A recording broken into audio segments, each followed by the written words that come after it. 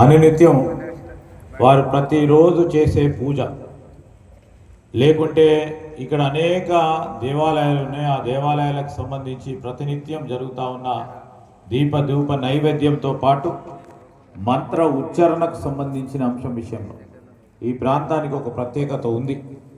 ఆ ప్రత్యేకతతోనే ఈరోజు మేము చెప్తా ఉన్నాం. ఇప్పుడే పెద్దలు చెప్పినట్టు ఇదే ప్రాంతం నుంచి ప్రాతినిధ్యం వహించారు.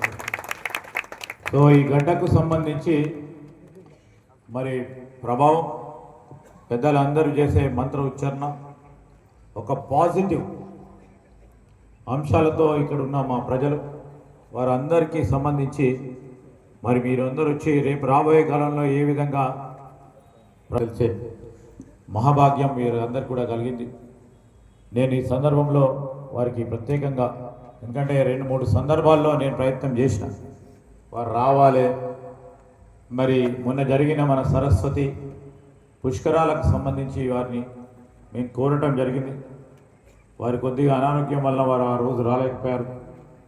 అంత పుష్కరాలకు సంబంధించి మే మాసంలో జరిగే అంత పుష్కరాలకు సంబంధించి మేము తప్పకుండా వారిని రావాలని కోరుతా ఉన్నాం.